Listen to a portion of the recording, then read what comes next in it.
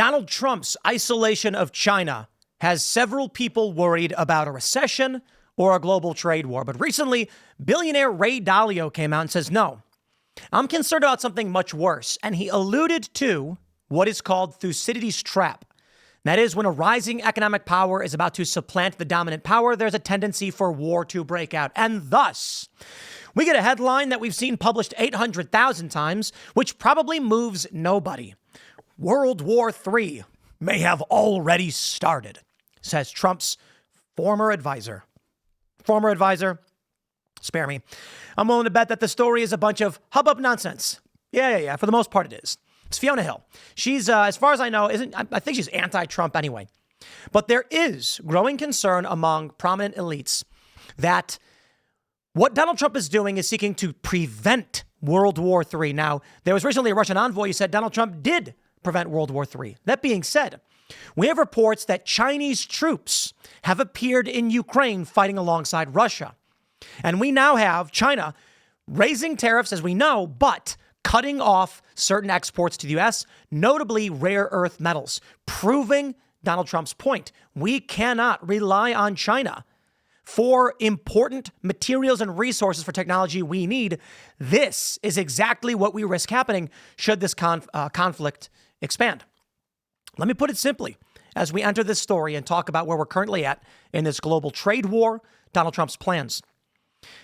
If it is true that there are Chinese troops in the battlefront of Ukraine on the Eastern Front fighting alongside Russia, that is, Ukraine is effectively a NATO proxy fighting Russia. If Russia has enlisted Iran, North Korea, China, or otherwise, we may be facing a full-on escalation of war with or without Trump's tariffs. Now get this.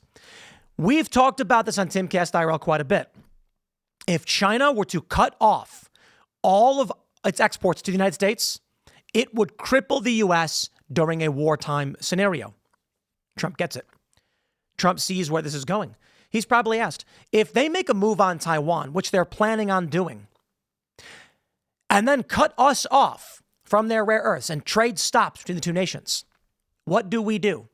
Now, many have argued, well, China's economy will be screwed as well. Why? Because they're making play places, hangers, T-shirts? No, they're sending us rare earth metals that we use for our electronics. They're sending us basic electronics that have long been surmised to have secret Wi-Fi chips in them. So you buy a toaster, it starts hacking everything around you. If we were to go to war and China cut us off, we would be tripped up. It may be that Donald Trump sees this as a strong potentiality, and the moves he's making are to prevent an escalation of war and conflict and make sure, regardless, the U.S. is able to sustain itself if we do get to that point. In other words, my friends, while they're going to whinge and wheeze over Trump dismantling trade or whatever it may be, the liberal economic order has failed.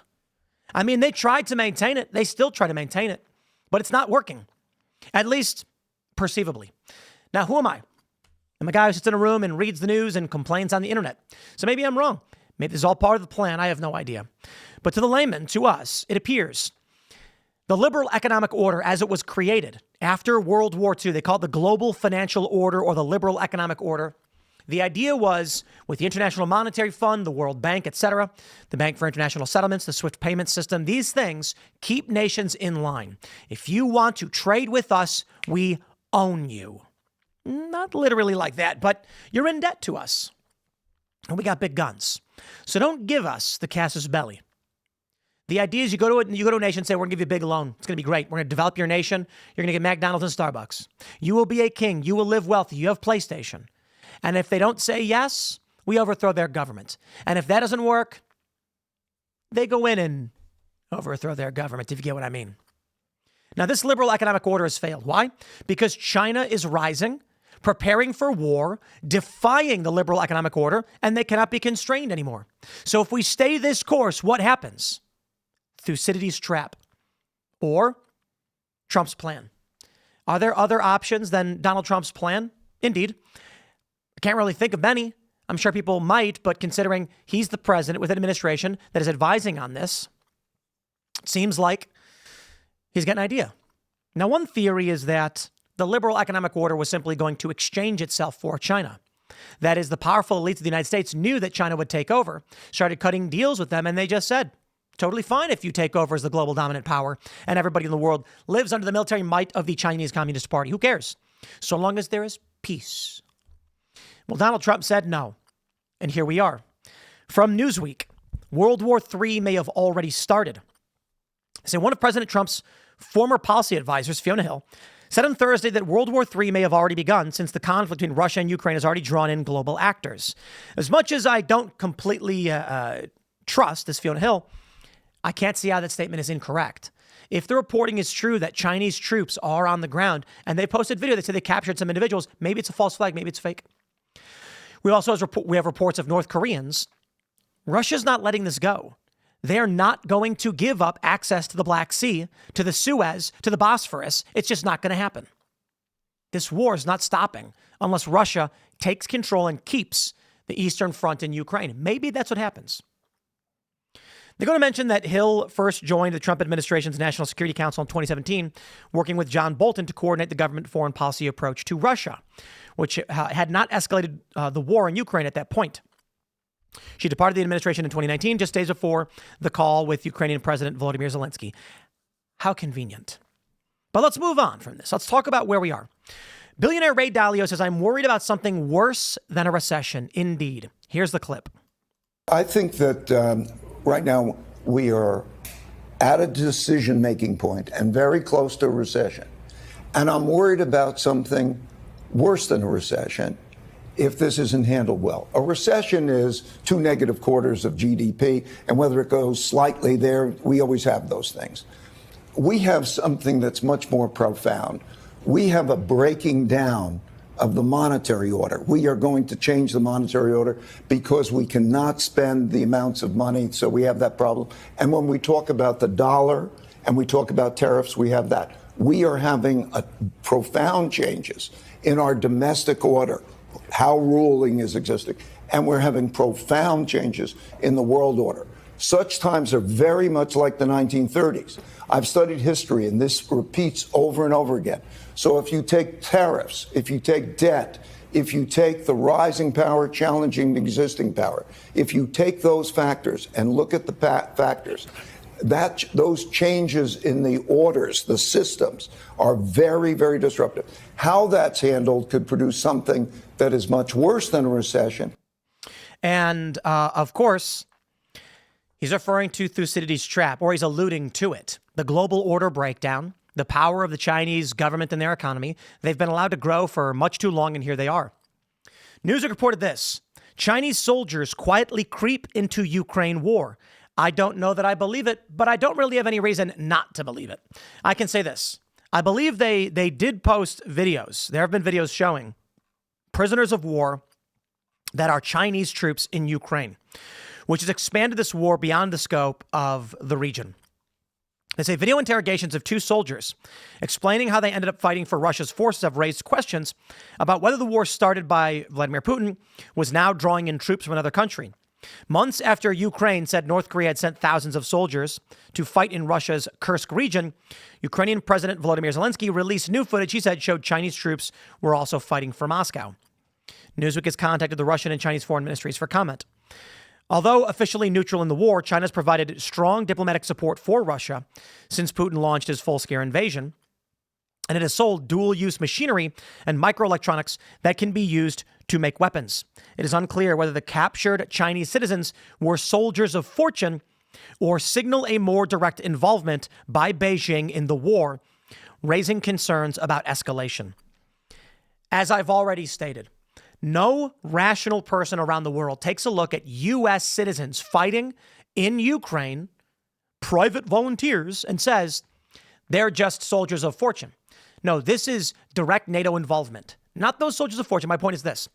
You got NATO weapons, you got NATO training, and you've got former NATO troops volunteering to fight. No rational person sees this and just says, what a coincidence. Much like this, we're not going to look at Chinese nationals and say, what a coincidence. I ain't playing that game. Which brings us to a very interesting conundrum, my friends. One that I feared in the first Trump during Trump's campaign in the past couple of years. Has this war grown beyond a point that simple diplomacy cannot end it? That is my fear. If we are now looking at Russia basically refusing to these peace agreements, Zelensky is saying Trump's got to come. Trump's got to come down here if we're going to negotiate peace, which is extremely dangerous. And Zelensky seems to be wishy-washy on these peace agreements. Early on, when the war started, I firmly believed that if Donald Trump had been in office, there'd be no war. I firmly believed that if at that point early in the war, if Trump had entered office, the war would end overnight. Now I'm not so sure. And that's because a considerable amount of damage has been done to Russia. That's because Ukraine has begun the Kursk and Bryansk offensives into Russia. There have been the targeting of Russian civilian targets, and you have gotten to the point now where it's blood for blood. Russia's going to say, they attacked us. We were justified. Ukraine's going to say, you're nuts. You invaded us, and we were repelling you. But once you get North Korea and China involved, and you've got NATO involved, it's a cascade effect. How does Trump reasonably simmer this conflict down with so many actors, so much territory at stake, two sides refusing to give up? Russia's not giving up the Eastern Front, the land bridge to Crimea.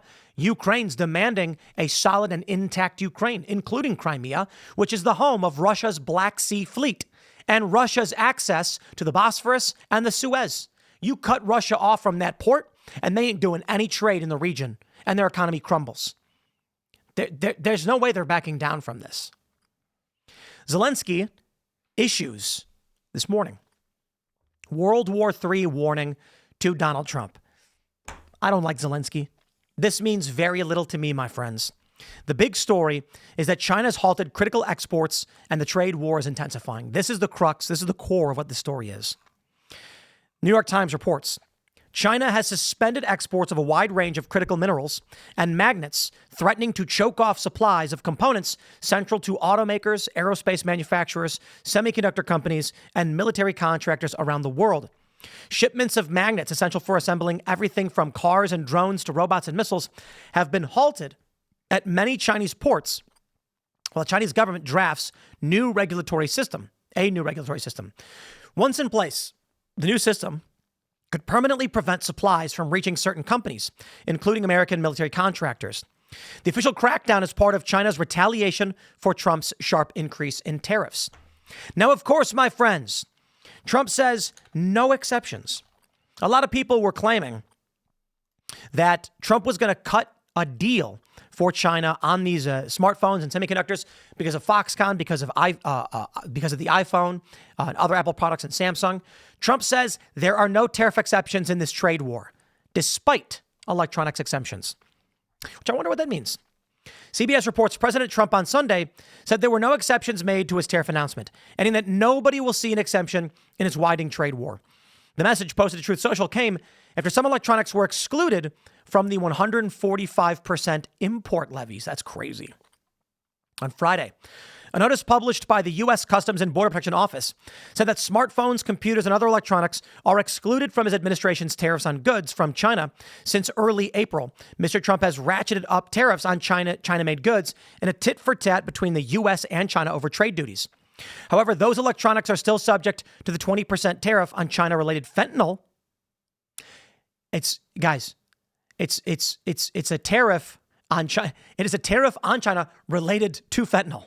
Sorry, not on, related to, according to Stephen Miller, White House Deputy Chief of Staff Policy. And as reiterated by Mr. Trump in his Truth Social posts, on Friday night, the White House excluded big tech and the chip sector from the China 145% reciprocal tariffs. This took the doomsday scenario off the table, and tech stocks will rally tomorrow as investors can now breathe a sigh of relief. Perhaps what Trump is saying, there's going to be a tariff, just not 125% on top of the 20, which, okay, fine. Stocks are poised to rise, which I believe they are as of the recording of this video. And I do find it actually pretty funny because stocks are up. Here we go from CNN Markets. About 1% for the Dow, 1.35 for the S&P, and 1.71 for the NASDAQ. I don't really care for the most part about the general markets, to be completely honest, because your retirement funds aren't attached technically to the just market. It's various stocks, it's various mutual funds, corporate equities, etc. So there are people who make their investments that go up when the market goes down. But we get it. Generally, what this means is overall stocks are on the decline. Fine. The fear is over these suspension of tariffs. Well, actually, the way I'd put it is this. My question to you guys in the comments, do you agree? My view is that if Trump does not take these actions that he's taking, the U.S. manufacturing base is crippled relative to where it used to be. It is. If he doesn't take these actions, we are left holding an empty bag should a war break out. And we know China wants Taiwan, and we've had the U.S. and Australia sailing the Strait of Taiwan because of the threat of China attacking Taiwan. Now, if they were to make a move on Taiwan and we came to their defense, where are we getting our rare earths from?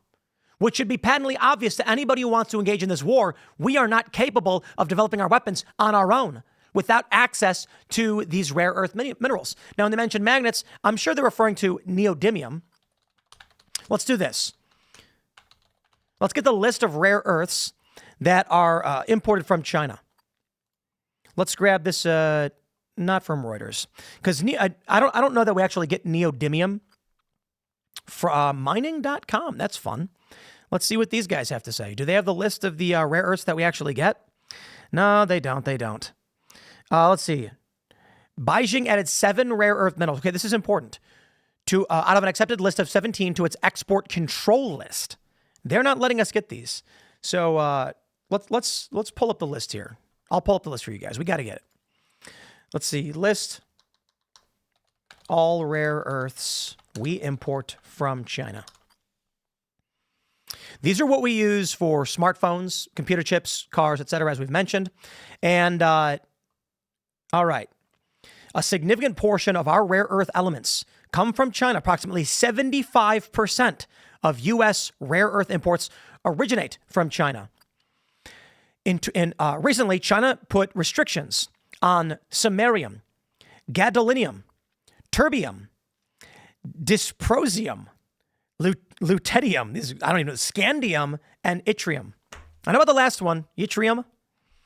These elements are critical for various industries, including defense, electronics, and clean energy technologies. Can we source these in the U.S. is the question. And I believe we can in Alaska and other areas. I believe in North Carolina, they found a large deposit. The U.S. does have the potential to source rare earth elements. And rare earth doesn't mean they're rare. They're just called that. Doesn't mean they're hard to find. They're actually quite abundant. So in California, you've got Mountain Pass Mine. Beyond mining, MP Materials is advancing into refining and magnet manufacturing. In January of 25, they commenced production of neodymium and praseodymium metals in Fort Worth, Texas. USA Rare Earth is a company developing the Round Top project in Texas, rich in heavy rare earth elements like dysprosium and terbium. Phoenix, there's a bunch. The DoD is trying to do it. More to the point, these efforts must be made now. And honestly, they should have been made 10 years ago. We have become so heavily dependent on China that we risk World War III. And this is the failing of the liberal economic order. The idea was, I saw there's a great video from Penn and Teller's BS, that old show on Showtime, I think it was, where he mentions trade stops war. The French and the British were at war for hundreds of years. Now they're trade partners and they're governmental partners. Because you don't go to war if it's going to make you poor. Rich people don't want to lose access to wealth. Basically, you will have the ability to influence and gain power over the people in my country through wealth and through meritocracy and corporations and business. And I'll do the same for yours. That trade makes us both very wealthy. That was the idea of the liberal economic order. China won't go to war with the U.S. because then they would lose all their manufacturing. Their economy would be hurt. They don't care. Because this stupid idea, sorry guys, it was myopic. You need only realize when they say there won't be war if the nations are trading, yes, unless one nation becomes so dominant in the economy, they can force the other country to do whatever it wants. Notably, when the U.S. begins selling off its land to China and homes, and the people of this country are going to be paying rent to the Chinese Communist Party effectively, you're right, no need for war because one's already been conquered. And therein lies the problem that I think Trump is not okay with. if this path continues forward, the United States will be subjugated by China. And I don't think Trump's going to let that happen. That's why we're seeing everything we are.